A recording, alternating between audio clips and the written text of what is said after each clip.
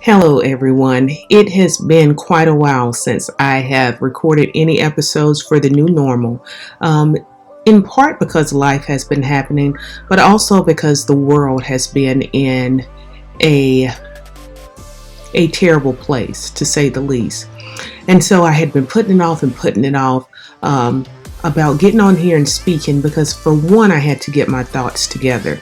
I think one of the most important things that we can do as leaders in our communities is to make sure that when we are presenting information and sharing information, we are doing it objectively, we are giving the facts, and we are keeping our emotions at bay and channeling that energy into an effective measure.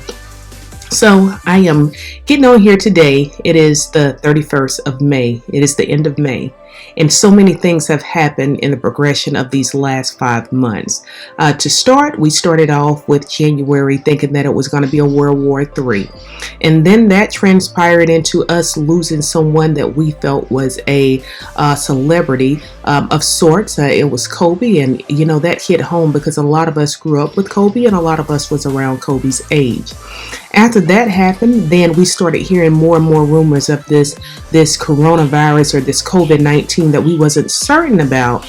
But for some underlying reason, we knew that it was coming. There was something in the back of our minds that told us that this virus was coming to the United States.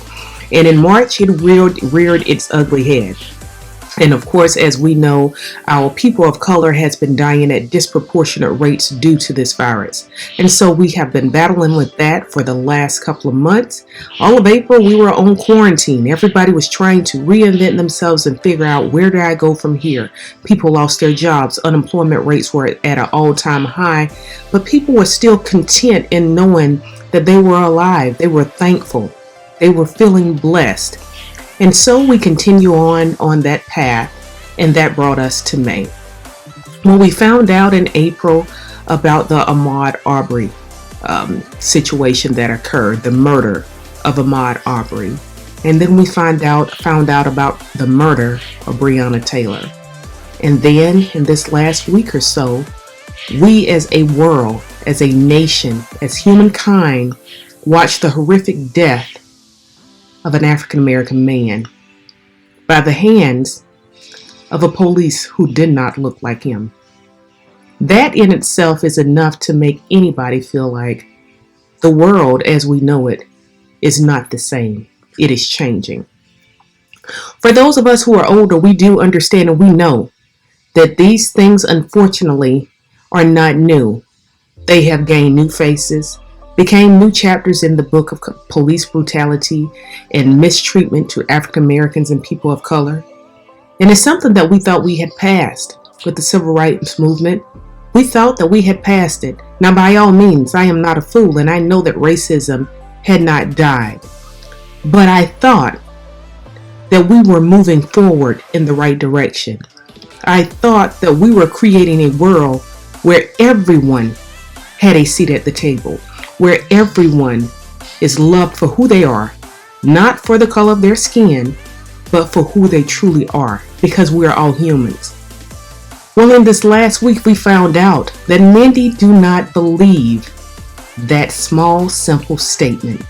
Many do not believe that we are all equal. Many do not believe that we are all humans, and that does sadden my soul. I tried to make myself not watch the video of George Floyd. I knew that if I watched that video, it was going to change something in me. I knew it was going to make me know what I've known for a long time, call into action all of my brothers and my sisters so that we can strategize and mobilize and figure out how this can never happen again. So after watching the video, it took me 24 hours to even formulate my response. And this is sad because I'm a black woman. And of course, we all know what my first response was. But I had to think about it.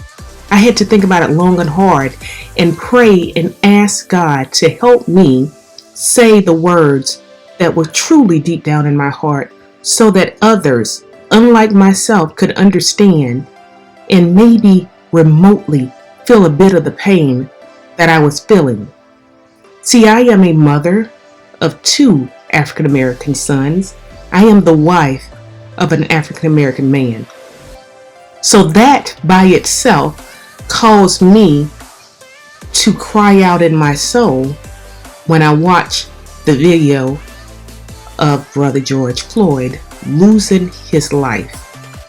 We watched as the life left his body. And all that was done was that we could watch. Well, I'm here to tell you that enough is enough. This can't be 2020. This can't be the progressive world that we speak of. This can't be the world that everyone fights and wants to come to the United States to live the better life. It can't be. It must not be. Because the bottom line is, until we are all free and equal, no one is free. And so, I decided to hop on here to tell you guys today that that is an injustice. There's no way that you can look at it and say that it is not an injustice. For we cannot get the life back of George Floyd. Unfortunately, businesses can rebuild. Relationships can mend. But lives we cannot get back. And for that, I am truly saddened.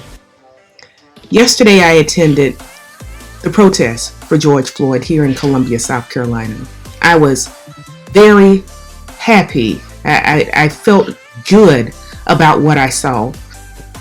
Thousands of people came together to honor George Floyd, but not only that, to recognize that there is systemic racism, that there is a problem with police brutality, that there is inequality that exists, that there is privilege that is not across the board. We all came together to stand side by side and say enough is enough. When there is no justice, there is no peace. And so I was proud once again of my city, of my state, because we were doing the first step to change. Now let me be clear. At that march that I went to, at the protest, it was not just African American folk that looked like me. There were Caucasian folk, there were Asian American folk, there were Latino folk. There were people from all races of life who have identified that this is a problem, that this is an injustice, and that this distinct case was murder. Okay? So when we start talking about what we need to do, we should make sure we are focusing on the collective as African Americans and as well as our allies, because they are beside us and they believe the same as we believe. Now, of course, there were plants there. There were people there that wanted to incite violence, but I can honestly say that from about 11 to about 1:30, everything was peaceful. And for that, I am eternally grateful. The only way we as a human race can change is if we identify the issues that remain. We must understand that racism does exist. Whether it is systemic racism or whether it is singular, individualized racism, it does exist. It exists in our communities. It exists in our states, on a local level, on a state level, on a federal level, on a governmental level. It exists. It is everywhere. It permeates every part of our United States. That must change. We all want the same thing. We want to be recognized as human beings, for we are part of the human race. We want to be seen as equals because we are. That is our God-given right.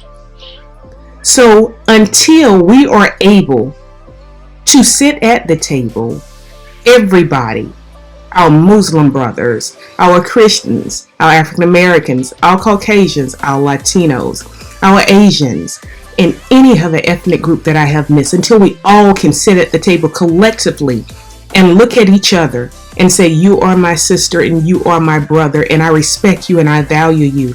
Even if I don't agree with all of your ways, I still respect you. The human race will fall. And so I will close with this. Eventually, we all have to make a choice on what side of history we will be on. Whether we will be on the side that does not care and demolishes history, or will we be on the side of the history that cares and uplifts everyone? For that is what inclusion truly is. And so, I impress upon you all, whether you are white, black, purple, orange, gray, do what is right. Do what is right. And specifically, to the people that racism make uncomfortable, you need to soul search and understand that there is a reason why speaking of racism makes you uncomfortable. There is work to be done. This is just not to my white friends. This is also to my black friends. There are you as well who are uncomfortable by speaking about racism. I'll be the first to tell you, it will not make racism go away. It will not change anything. For being complicit, being silent, that means that you are accepting what is. And the status quo currently is not enough. We must be the change that we want. We must work together, hold hands, and know that our true goal and our true fight is to fight racism. It's not white against black, it's not us against them. It is humankind against racism. And until we weed it out and root it out, then we will have that problem. So as I've said so many times before, we will never go back to the old normal. It is impossible. That is why I titled my series The New Normal, because we are in a new normal. This is our current reality. What are you going to do to ensure this reality is good for my children, your children, and all the ones that are yet to come? Guys, I love each and every one of you with every ounce in my being. But I do know that until all blacks' lives matters, nobody's life will matter. I thank you for listening to this. And if you would like to speak to me about this more, I am so willing and happy to speak with you. However, I do not feel that it is my job to educate you on something that you should know. This is something that we as a collective society has known for hundreds of years. Do your due diligence, educate yourself, and know that you can be part of the change. Many think that, I'm just one person. If each of us take a step back and look deep down in our souls, we can be the change. We can bring about a wave of change. And our children and our children's children will be able to live in a world where we are all seen as human beings. As Americans, we truly then will be able to love our neighbors as we love ourselves. So I thank you for watching, and I know each of you will ponder on what I've said. And I hope you do take the initiative to making this world a better place. As always, stay safe, stay smart, and be great. And if no one told you that they love you today, I, Dr. Patman, Dr. Candace Patman, do love you. But I will always expect the most, the highest of you and from you. Have a great day, guys.